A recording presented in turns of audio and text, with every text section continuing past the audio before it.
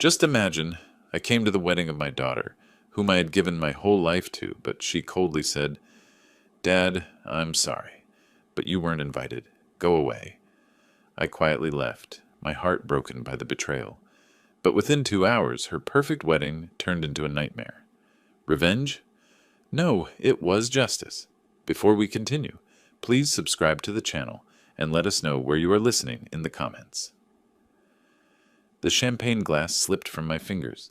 Crystal shards scattered across marble floors like fallen stars, each piece reflecting the horror on my daughter's face. "Dad, what are you doing here?" Emily's voice cut through the elegant chatter of wedding guests. Her wedding dress, the one I'd spent $12,000 on, rustled as she stepped back. "You weren't supposed to come." I stood frozen in the grand ballroom entrance, still holding the gift box I'd wrapped myself. White roses imported from Ecuador filled every corner, their fragrance mixing with expensive perfume and judgment. The chandelier above cast rainbow patterns on walls that had cost me 3 months of profit to rent. "Sweetheart, it's your wedding day." My voice sounded smaller than I intended. "I wanted to congratulate you both." Michael appeared beside her, his tuxedo perfectly tailored, his smile sharp as winter. "Mr. Clark, I think there's been a misunderstanding." "What misunderstanding?" I looked between them, searching Emily's face for the little girl who used to beg me to push her higher on the swing set. Emily glanced at the guests watching us. Women in designer gowns whispered behind crystal champagne flutes. Men in $1,000 suits pretended not to stare while clearly listening to every word. This is a private family celebration," she said, her voice tight with embarrassment. "Immediate family only." The words hit like ice water. 28 years of bedtime stories, school plays, and dance recitals collapsed into that single sentence. 28 years of choosing her college fund over my own retirement, her happiness over my comfort. "I paid for this wedding, Emily." The words came out steady, factual. "Every flower, every plate. The dress you're wearing." Michael's jaw tightened. "Money doesn't buy class, sir." "Michael's right," Emily whispered, not meeting my eyes. "This isn't about money. It's about fitting in. You don't understand the kind of people who are here." I understood perfectly. Construction workers who built their houses weren't welcome at their parties. The man who'd sacrificed everything so his daughter could marry into their world had served his purpose. Around us, conversations had stopped entirely. A photographer lowered his camera. The string quartet played on, oblivious to the drama unfolding in their elegant backdrop. "I see." I set the gift box on a nearby table between untouched champagne flutes and white orchids. "I wouldn't want to embarrass you." "Dad, please don't make this harder than it needs to be." I studied her face, memorizing features I'd kissed goodnight for 18 years. Her mother's green eyes, now cold as river stones, the smile I'd worked overtime to put braces on, now turned away from me. "You're right," I said quietly. "I don't belong here." The walk to the exit stretched like a marathon. Designer heels clicked against marble. Whispered conversations resumed behind me. Someone laughed, high and artificial. My work boots, polished for the occasion, felt heavy against the pristine floor. Outside, spring air hit my lungs like freedom. The parking lot stretched before me, filled with luxury cars I'd never afford. My pickup truck sat alone in the far corner, exactly where it belonged in their world. I reached for my phone, fingers steady despite everything. 25 years of building a company from nothing had taught me patience. 25 years of loving an ungrateful daughter had taught me the true value of loyalty. The screen lit up with missed calls from my lawyer about a property dispute. I scrolled past them to find a different number, one I hadn't called in months but suddenly needed. My thumb hovered over the contact name. First National Bank, Business Services. Inside that ballroom, my daughter was celebrating her new life without me. Outside, I was about to begin mine without her. The phone rang once before someone answered. Heavy doors sealed behind me with the finality of a vault closing. Wedding music faded to whispers as I crossed asphalt toward my truck, each step more deliberate than the last. The gift box remained on their table, abandoned like everything else I'd given them. March wind carried the scent of approaching rain. Darker clouds gathered above the venue's Gothic spires, casting shadows across luxury vehicles that cost more than most people's houses. My boots crunched on gravel as I reached the truck, keys already in hand. Inside the cab, silence wrapped around me like armor. Dashboard clock showed 3:47 p.m. Enough time before banks closed on Saturday. Enough time to make several important calls. I scrolled through contacts until I found what I needed. First National Bank Business Services appeared on screen. My finger hesitated for exactly 3 seconds before pressing call. First National, this is Patricia speaking. How may I assist you? Patricia, this is James Clark. Account number 7794512. I need to initiate stop payments on several authorized transactions. Of course, Mr. Clark. Let me pull up your account. Can you verify your social security number and mother's maiden name? Standard procedure. I provided the information while watching guests arrive through the venue's front entrance. Women in silk dresses, men adjusting expensive cufflinks, none of them knowing what was about to unfold. Thank you. I see several large transactions from today. Which ones specifically? All wedding-related payments. Venue rental, catering deposit, floral arrangements, photography, music services. Each item rolled off my tongue like inventory. Implementation needs to be immediate. Sir, these are significant amounts. Are you certain about stopping all payments? Completely certain. There's been a change in circumstances. Keyboard clicks filled the pause. I'll need authorization codes for transactions over $10,000. I recited the codes from memory. 25 years of running a construction business had taught me to remember every important number, every contract detail, every payment authorization. Stop payments are now in effect. Confirmation numbers are being generated. Is there anything else? That covers the banking side. Thank you, Patricia. Next call went to Spokane's premier catering company, the same company Emily had insisted on despite their astronomical prices. Elegant Affairs Catering. This is Marcus. Marcus, this is James Clark. I'm calling about the Anderson wedding reception happening right now. Oh yes, Mr. Clark. Everything is going beautifully. The guests are raving about the appetizers. I'm afraid there's been a financial complication. Payment authorization has been revoked. You'll want to protect your equipment and remaining food service. Silence stretched between us. Then, I'm sorry, what exactly are you saying? The bank has stopped payment on your contract. Effective immediately. I suggest you secure your assets. But we're in the middle of service. The main course hasn't even been served. That's unfortunate timing. My voice remained steady, professional. You might want to speak with the wedding party about alternative payment arrangements. Marcus disconnected without another word. Smart man, the florist answered on the second ring. Bellingham Blooms, Susan speaking. Susan, this is James Clark regarding the Anderson wedding flowers. Mr. Clark, the arrangements look stunning. The bride was so pleased with the orchids. There's been a payment issue. Bank authorization has been canceled. You'll need to collect your arrangements if you want to salvage any value. Collect them, but they're integrated into the entire venue design. Business is business, Susan. I suggest you move quickly. 3 more calls followed. Photography services, string quartet, even the linen rental company. Each conversation followed the same pattern. Professional courtesy, then growing alarm, then rushed disconnections as vendors scrambled to protect themselves. My phone showed 4:15 p.m. when the last call ended. Through the windshield, I watched a white catering van pull up to the venue's service entrance. Marcus, most likely, coming to salvage what he could. Inside that ballroom, Emily was probably still greeting guests, blissfully unaware that her perfect wedding was about to become a very expensive lesson. Michael was likely discussing business with his father's friends, confident in his superiority over simple construction workers. Neither of them understood what they'd truly cost themselves today. I started the engine and pulled out of the parking space, driving slowly past the venue's front entrance. Through tall windows, I caught glimpses of the reception in progress. Crystal glasses raised in toasts, elegant figures moving across polished floors, all of it about to change. My phone buzzed with an incoming call. Emily's number appeared on screen. I let it ring.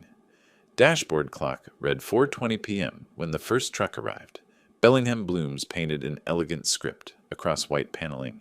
Susan behind the wheel with 2 assistants riding shotgun.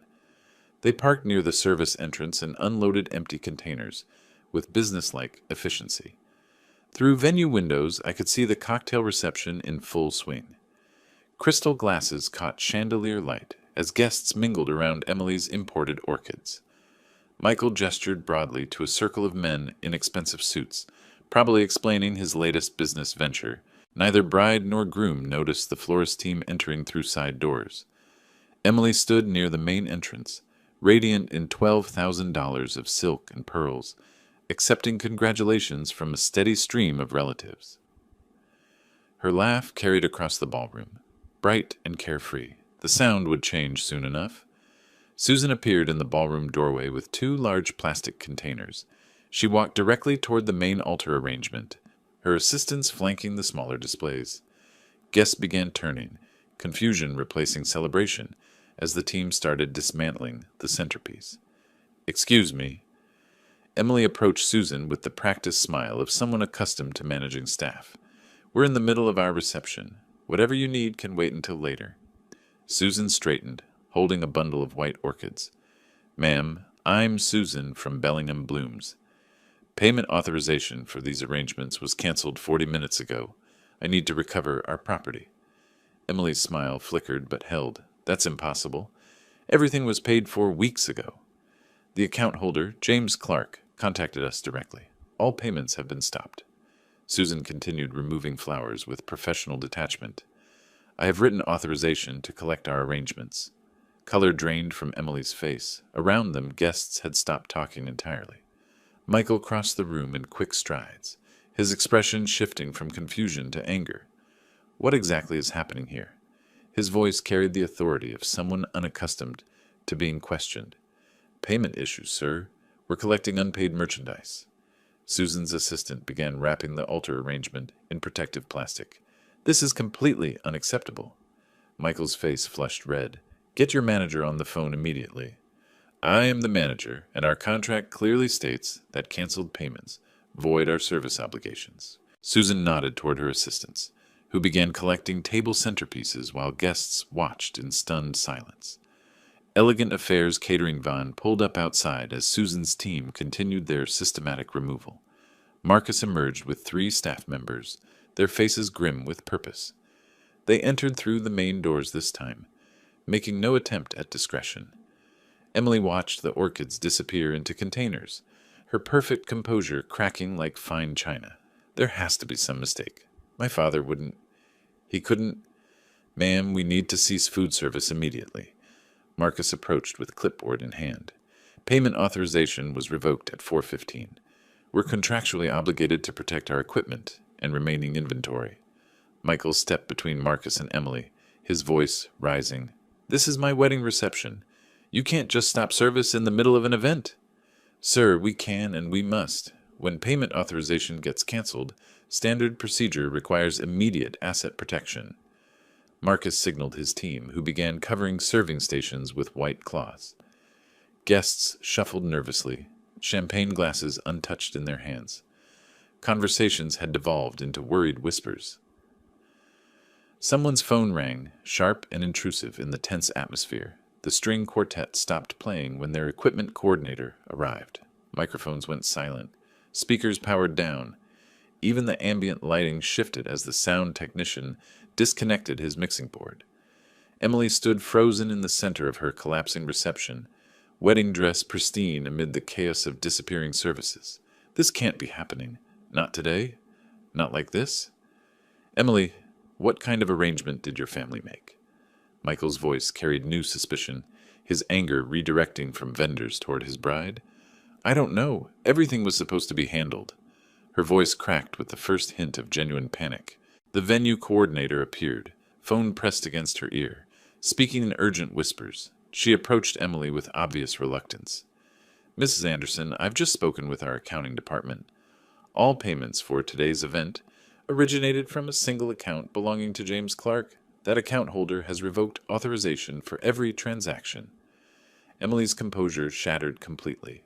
The little girl who'd been dismissed from her own celebration was finally understanding the scope of her father's generosity and the consequences of her cruelty. She pulled out her phone with trembling fingers, scrolling to a familiar contact. Outside in the parking lot, my phone began to ring. My phone buzzed against the dashboard, Emily's name lighting up the screen. Through the windshield, I could see her silhouette in the venue doorway, phone pressed to her ear with desperate urgency. I didn't answer. Not yet. 25 years of loving that woman had led to this moment. 25 years of believing that sacrifice would build character instead of destroying it. She was 3 when her mother died. Cancer took Sarah in 6 brutal months, leaving me with a toddler who asked for mommy every morning and every night. I could have remarried quickly, found someone to help raise her. Instead, I chose to be everything Emily needed myself. "Daddy, will you read me another story?" she'd asked at age 5, curled against my chest in her pink pajamas. I'd already read 3 books, had an early morning meeting with potential investors. But her green eyes, Sarah's eyes, held such trust. "Of course, sweetheart, Daddy always has time for you." That became my motto. James Clark always had time for Emily, and money, and whatever she needed to be happy. Private school tuition consumed half my quarterly profits when she turned 8. The best education money can buy, I told myself, writing checks that meant fewer business expansions, smaller personal budgets. Emily hugged me when I told her about Riverside Academy. "Thank you, Daddy. I'll study really hard and make you proud." She did study hard, straight A's through elementary school. School plays where I sat in the front row, my construction calloused hands applauding louder than any other parent. Emily would find me afterward, beaming with accomplishment. "Did you see me remember all my lines, Daddy? I was thinking about you the whole time." High school changed things. Riverside Academy meant wealthy classmates with trust funds and summer homes. Emily started noticing differences. Her sweet 16 party cost more than some people's cars. A BMW in the driveway, professional catering, designer decorations. "Everyone else got BMWs, Dad. This Honda is kind of embarrassing." That was 2015, the first time money became expected, rather than appreciated. I should have recognized the warning sign. College expenses nearly bankrupted the business expansion I'd been planning. Northwestern University, Emily's dream school, required sacrifice that went beyond tuition.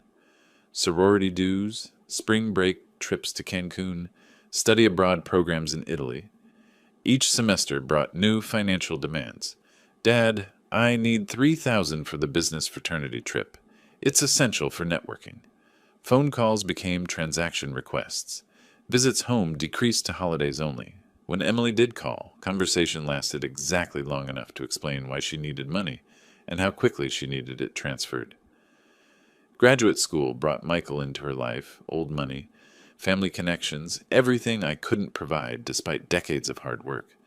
Emily started making comments about my appearance at family gatherings. "Could you maybe wear something other than those work boots when you visit?" Michael's friends will be there. The woman who once thanked me for bedtime stories was now embarrassed by the man who'd provided everything she'd ever wanted. Success in construction meant nothing to her new social circle.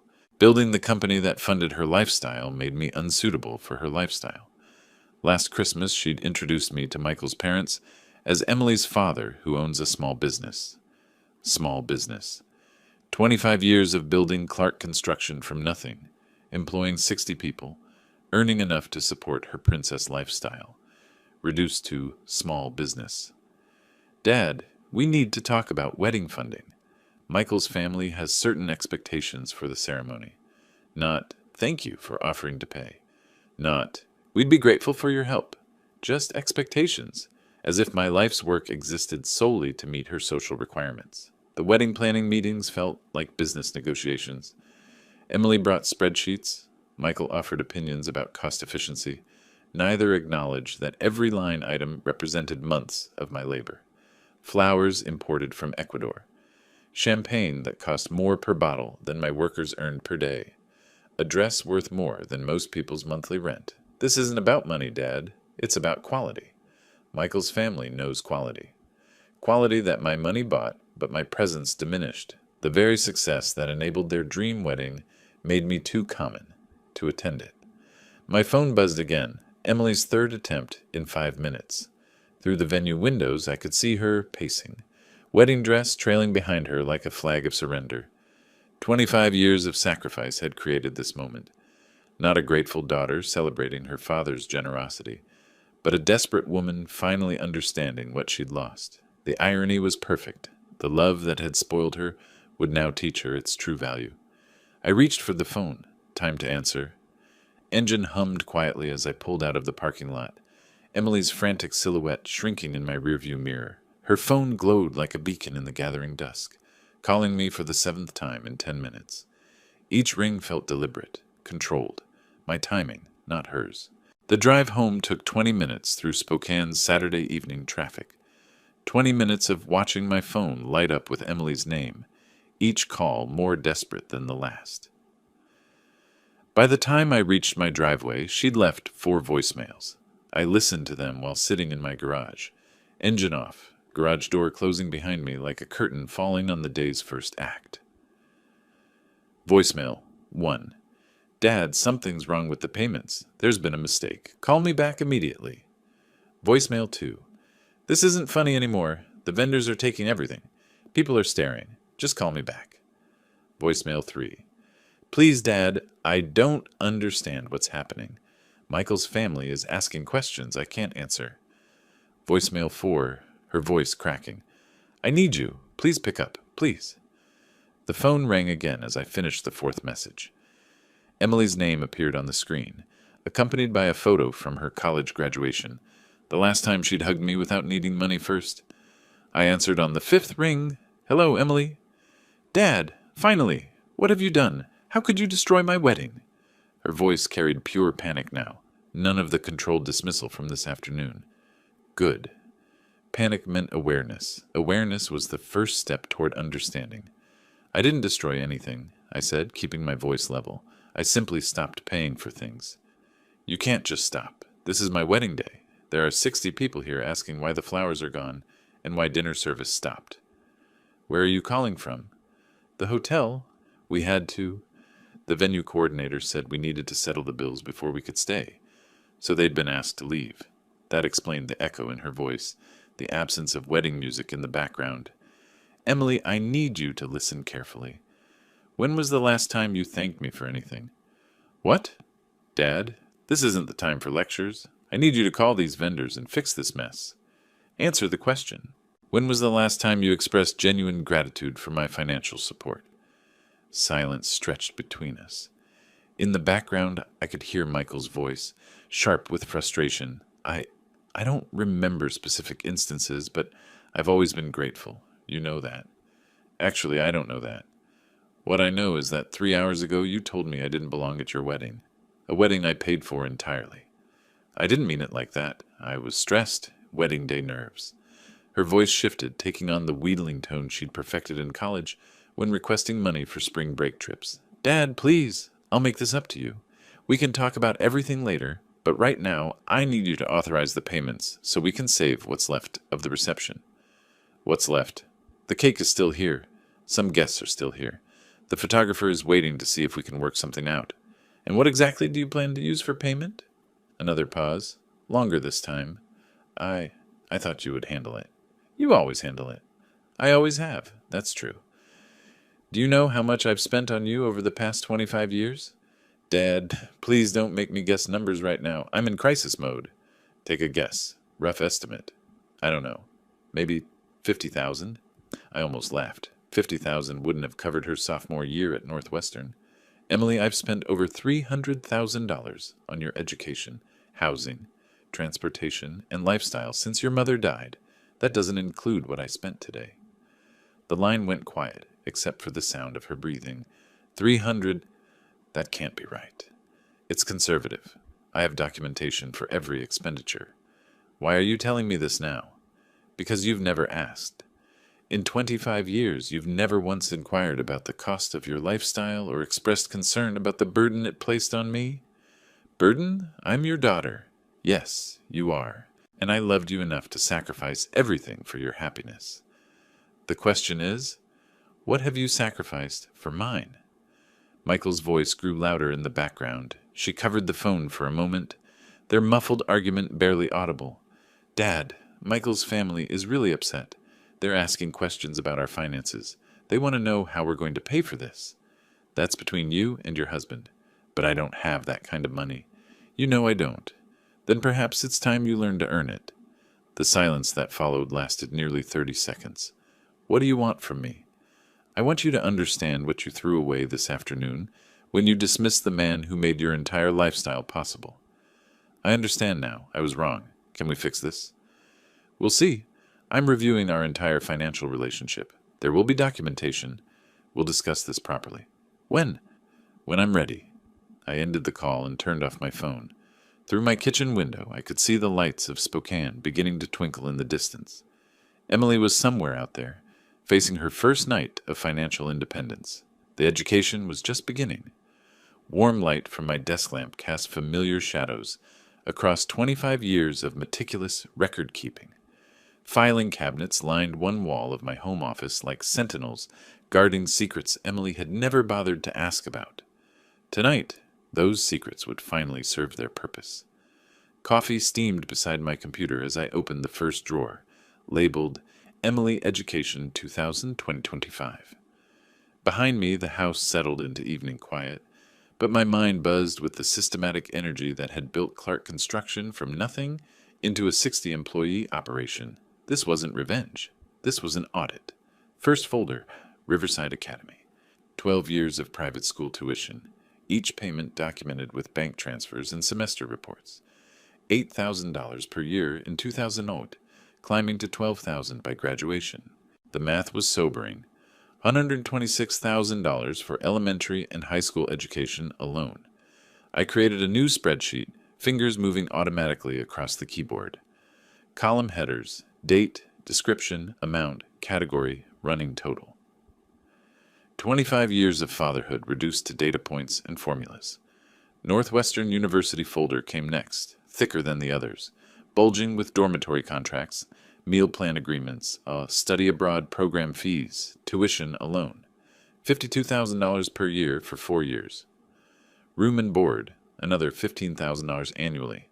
Spring break in Cancun junior year, $3,500. Summer in Italy during her art history phase, $8,200. Essential for my education, Dad, she'd said about Italy. This is how people in my program network. Page by page, receipt by receipt, the numbers climbed. Northwestern total, $284,000. 4 years of college cost more than most people earned in 5 years of work. Transportation folder revealed its own patterns. First car at 16, reliable Honda Civic for $18,000. Everyone else drives BMWs, she'd complained within 6 months. Second car at 19, BMW 320i for $28,000. Third car at 25, BMW X3, because Michael's friends drive luxury SUVs. Each car came with insurance premiums, maintenance costs, and registration fees that Emily never saw. Hidden expenses that good fathers absorbed without comment. My phone buzzed. Emily's name appeared on the screen again. I let it ring, adding another entry to my spreadsheet. Phone, iPhone 14 Pro, Max 1299 technology. Living expenses folder contained the darkest surprises. Post-graduation apartment in Lincoln Park, $2,800 monthly rent for 3 years. Credit card payments when her spending exceeded the generous allowance I provided, averaging $1,100 monthly for 2 years. Designer clothing purchases, spa treatments, vacation trips with friends whose parents funded similar lifestyles. The totals grew like compound interest. Education, $410,000. Transportation, $75,000. Housing support, $125,000. Personal expenses, $180,000 wedding, $147,000. My calculator showed $937,000, nearly $1 million, spent gradually over 25 years, each expense seeming reasonable in isolation. Private school was an investment in her future. College opened doors, a reliable car ensured safety. Nice clothes built confidence, the wedding celebrated love, but the pattern told a different story. Emily had never contributed a single dollar to her own support, never held a job longer than 6 months, never expressed concern about costs or gratitude for sacrifices. I opened the photo albums I'd maintained through her childhood. Emily at 8, gap-toothed and glowing after her first school play. Thank you for coming, Daddy. Did you see how loud everyone clapped? Emily at 12, triumphant after winning the spelling bee. I thought about you when I was nervous, and it helped me remember the words. When had she stopped seeing me as a person worth thanking? When had I become merely a source of funding for her ambitions? My phone rang again. Emily's 14th call since our conversation ended. This time she'd left a voicemail. Dad, please answer. I've been thinking about what you said. I know I haven't been grateful enough. I know I've taken you for granted. Michael's family is threatening to leave if we can't explain the financial situation. I need to know what you want from me. What I wanted was 25 years of appreciation that would never come. What I needed was assurance that Emily understood the value of what she'd casually dismissed. I printed the spreadsheet summary and organized the supporting documents into manila folders: education, transportation, housing, personal expenses, wedding costs. Each folder thick with evidence of love translated into dollars, sacrifice measured in bank transfers. Tomorrow would bring conversations Emily wasn't prepared for, questions about responsibility, accountability, and the true cost of entitlement. Tonight was for preparation. The documentation spread across my desk like evidence in a courtroom case. Nearly $1 million of support provided without question, appreciation, or acknowledgement. Emily had lived like royalty while treating her benefactor like hired help. That arrangement was about to change. My phone buzzed once more with Emily's name. I reached for it, then stopped. Not yet. Let her understand what helplessness felt like. Let her taste the panic of financial dependence without guarantees. The education would continue in the morning. Sunday morning brought crisp March air and the kind of clarity that comes from thorough preparation. My briefcase sat by the front door, loaded with 25 years of documented evidence. Richards and Associates had agreed to an emergency consultation at 9 a.m., professional courtesy between businessmen who understood that some situations couldn't wait for Monday. The law office felt appropriately serious. Mahogany panels, legal volumes lining the walls, certificates documenting decades of successful practice. Margaret Richards herself met me in the conference room, her silver hair and sharp suit projecting the competence I needed. Mr. Clark, I've reviewed your preliminary documentation. This level of record-keeping is exceptional. She spread my folders across the polished table, scanning financial summaries with practiced efficiency. Each page represented months of Emily's lifestyle funded by my sacrifice. The total amount involved, nearly $1 million over 25 years, that's substantial even by our standards. I want this handled professionally, I said, settling into the leather chair across from her. No emotion, just business. Emily needs to understand the financial reality of what she's taken for granted. Margaret nodded, making notes on a yellow legal pad. The documentation supports either gift reclassification or promissory note establishment. Given the pattern of escalating demands without reciprocal responsibility, we have multiple recovery options. She outlined the strategy with surgical precision. Formal demand letter, requesting full repayment within 30 days. Detailed accounting of all expenditures with supporting evidence. Clear timeline for response and negotiation. Professional consequences for non-compliance. This approach transforms a family dispute into a business transaction, much cleaner for everyone involved. By 11 a.m., the documents were prepared. Official letterhead, formal language, serious implications. The demand was simple: $937,000 repayment within 30 days, or legal proceedings would commence. We'll arrange courier delivery this afternoon. Signature required, creating official record of receipt. I drove home with copies of everything, satisfaction mixing with sadness for the necessity of such measures. Emily had created this situation through years of entitlement. I was simply providing the consequences she'd never faced. At exactly 2:15 p.m., my phone rang. The courier service confirming delivery to the Spokane Grand Hotel, room 1247. Signed receipt by Emily Clark Anderson. The formal process had begun. I imagined Emily's confusion when the hotel desk called about a legal delivery. Her assumption it was vendor-related paperwork. Michael taking charge as the responsible husband, breaking the official seal with typical arrogance, then reading. Comprehension dawning slowly. The phone started ringing at 2:47 p.m. Emily's name flashing repeatedly on my screen. I let each call go to voicemail, each message more desperate than the last. Message 1: Dad, what is this legal document? This can't be serious. Message 2: $900,000? That's impossible. You never said these were loans. Message 3: Please call back. Michael's family is asking questions I can't answer. Message 4, her voice breaking. I don't understand how everything went so wrong so fast. At the Grand Hotel, Emily and Michael were discovering what accountability looked like when backed by legal authority. 25 years of gifts had been reclassified as recoverable debt. Their financial dependency was now documented, quantified, and subject to collection procedures. The wedding disaster had been the opening act. This was the main performance. Margaret had explained the process clearly. Civil debt recovery follows standard procedures. They'll need legal representation to respond properly. That costs money they don't have for a debt they can't pay. Emily's frantic calls continued through the afternoon. 15 missed calls, 8 voicemails, each one revealing deeper understanding of her helplessness. The woman who dismissed me from her wedding was beginning to comprehend what she'd actually dismissed. The irony was perfect. Emily had spent 25 years taking my financial support for granted. Now she faced 30 days to repay it all, with professional consequences for failure.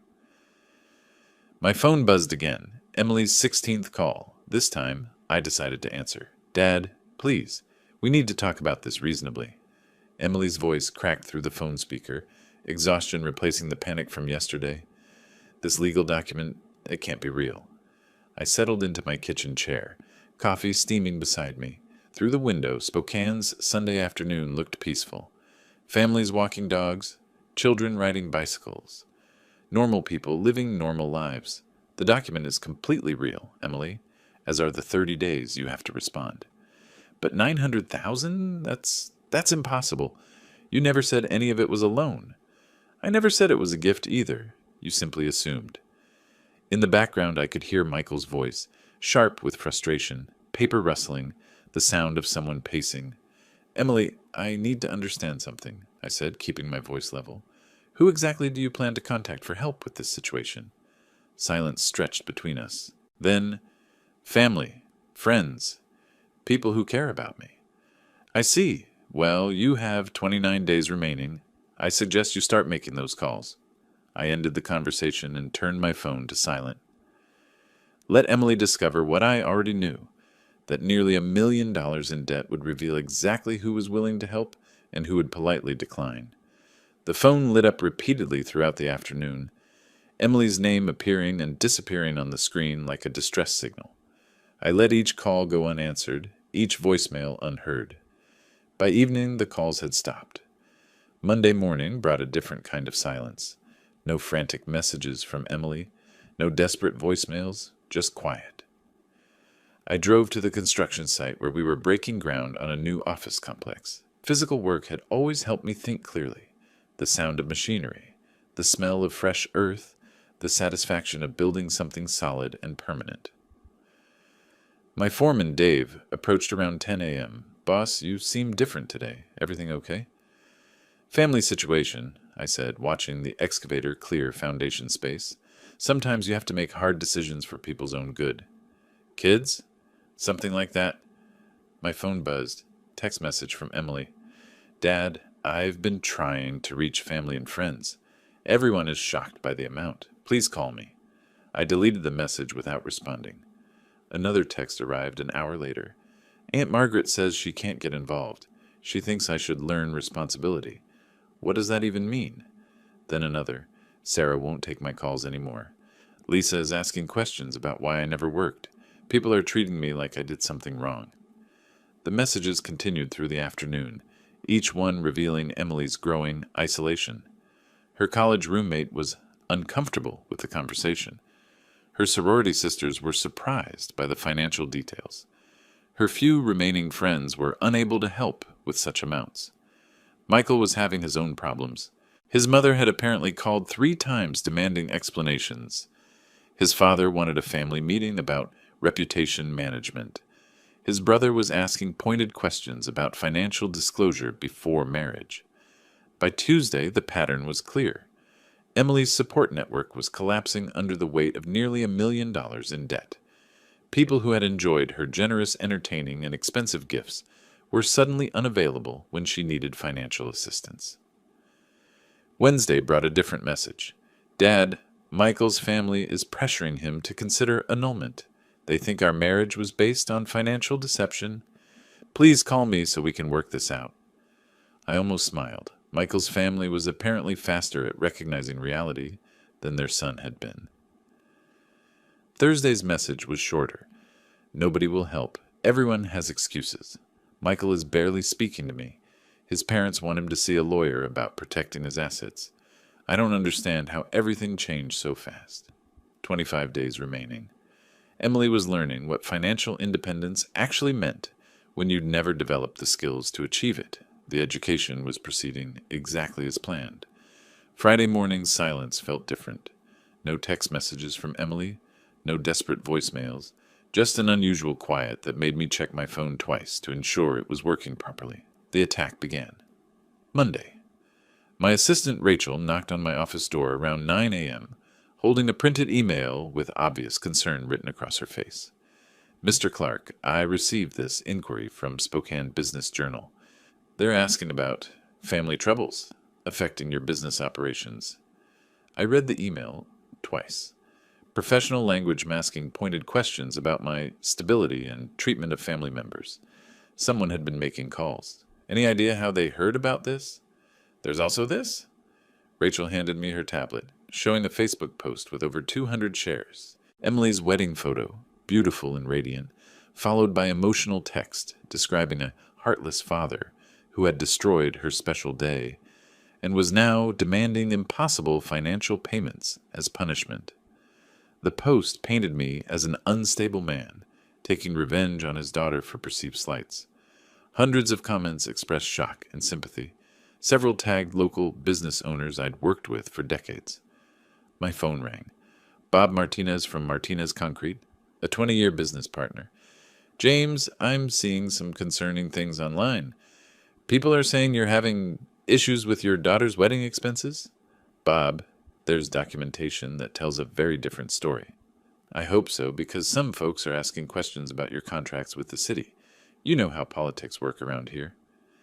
3 more calls followed within an hour, all expressing concern, all asking careful questions about my mental state and business decisions. Emily and Michael had been busy.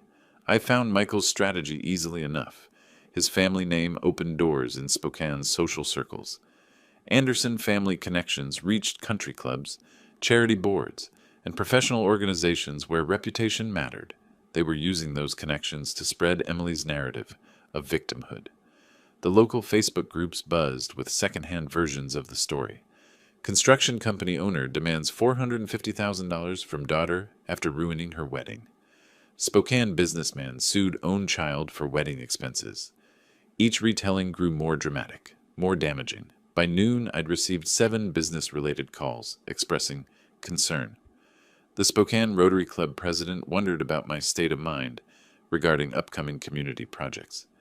3 separate contractors mentioned hearing things that might affect our working relationships.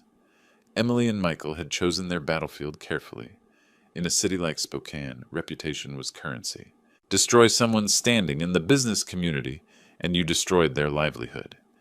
They'd miscalculated one crucial factor. I drove home and pulled out the documentation Margaret Richards had helped me organize. 25 years of financial records, categorized and summarized. Every check, every payment, every expense Emily had never asked about or appreciated. Then I made my own calls. Margaret, I need to schedule a press conference for tomorrow morning. We're going public with the complete financial documentation. Are you certain? Once this information is public, there's no taking it back. Emily and Michael have made it public already. Now it's time for the truth. The next 6 hours were methodical preparation. I contacted the Spokane Business Journal directly, offering complete financial transparency. I called the 3 reporters Emily's campaign had reached, promising documented evidence that would tell the real story. Most importantly, I contacted 25 years' worth of business partners, community leaders, and professional associates. People who'd watched me build Clark Construction from nothing. People who'd seen my dedication to both business and family over decades. Dave, I'm calling everyone on our contractor list. There's going to be a story tomorrow that sets the record straight about Emily's situation. By evening, I had confirmation Spokane Business Journal would run a feature story. Local news stations agreed to cover the press conference. The documentation was copied and ready for distribution. Emily's attack had lasted 3 days. My response would last one morning. The truth, properly documented and professionally presented, would speak louder than social media manipulation and emotional appeals.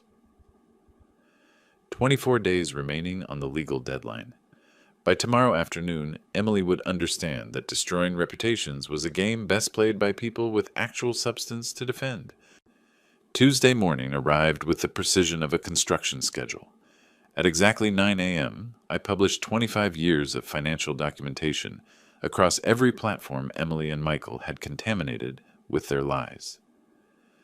The presentation was methodical, professional, undeniable. Bank statements showing $937,000 in payments over 25 years. Categorized spreadsheets breaking down education costs, transportation expenses, housing support, and lifestyle funding. Photographs of Emily at every stage of her pampered life, each image matched to corresponding financial support. Complete transparency.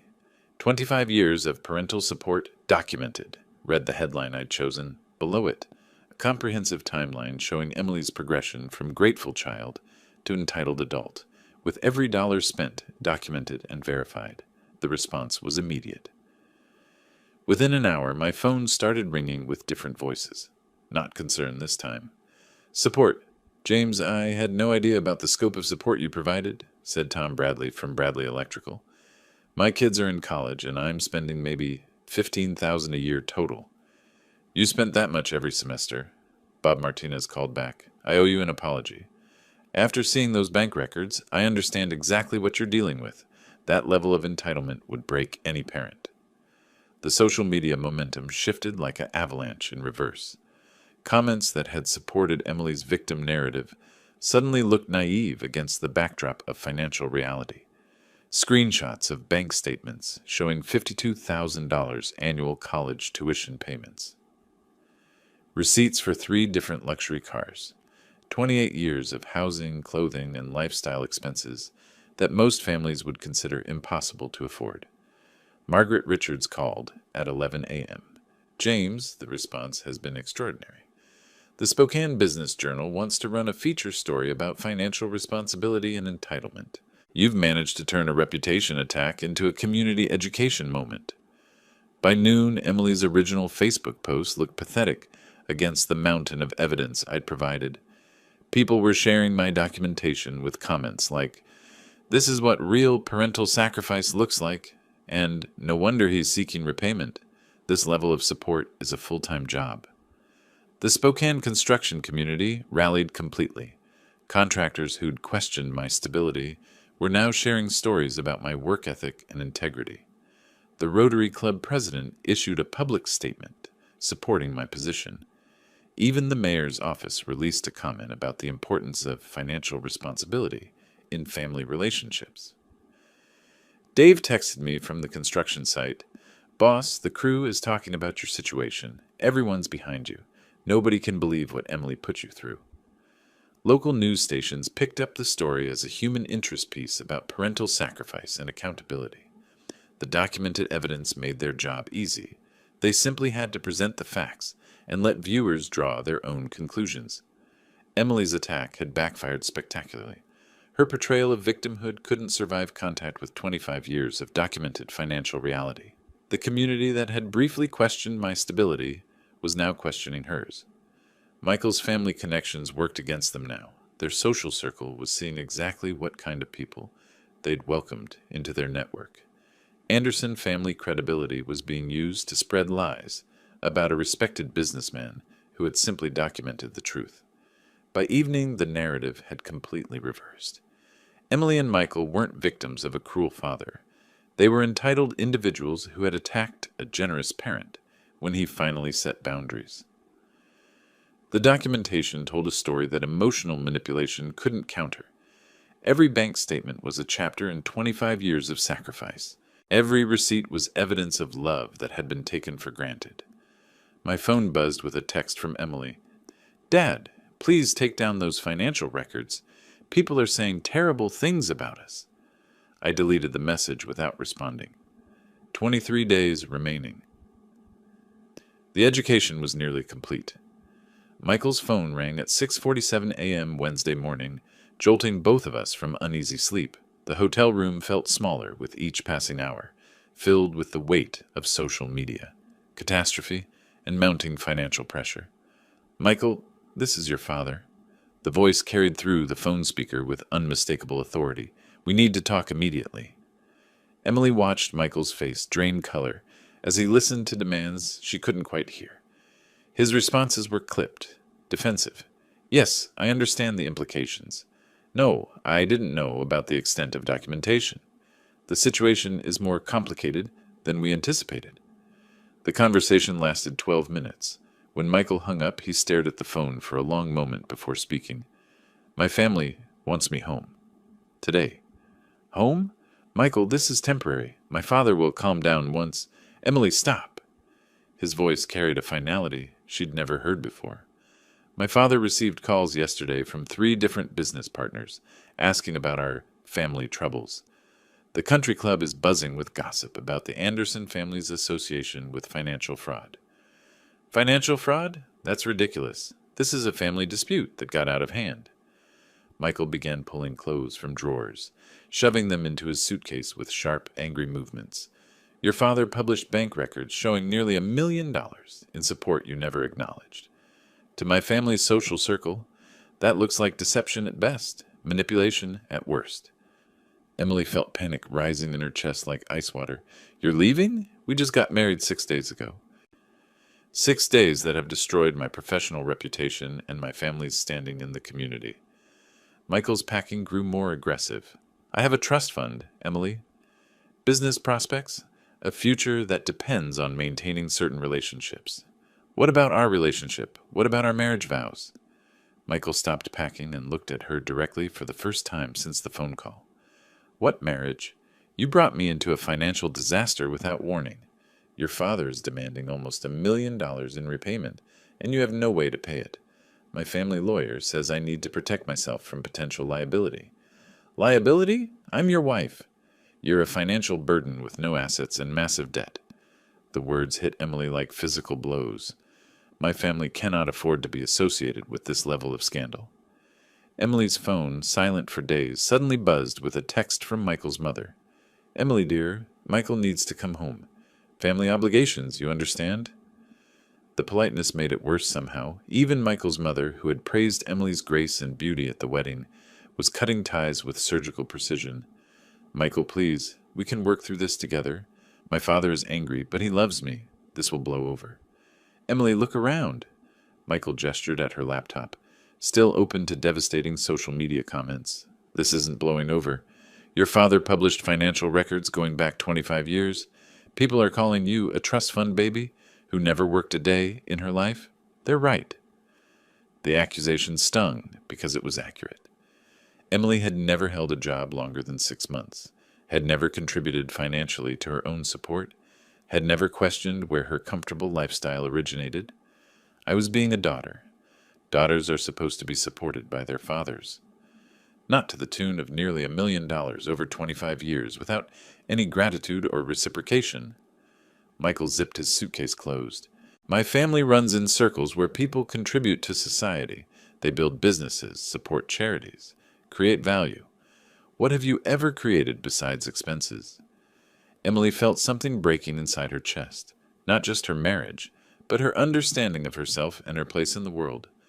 "Where will I go? I don't have money for the hotel. My credit cards are maxed. Everyone has stopped talking to me." Michael paused at the door, his hand on the handle. "Call your father. Apologize. Accept responsibility. Maybe he'll help you figure out how to become an actual adult." "Michael, please don't leave me alone." "Emily, I've been alone in this marriage since it started. You never contributed anything except expectations and expenses." His voice softened slightly. Maybe losing everything will teach you something your father's money never could. The door closed behind him with devastating finality. Emily stared at the hotel room that suddenly felt vast and empty. Her wedding dress still hung in the closet, a reminder of 6 days that had destroyed her entire life. No husband, no family support, no friends, no money. For the first time in 28 years, Emily Clark Anderson was completely alone.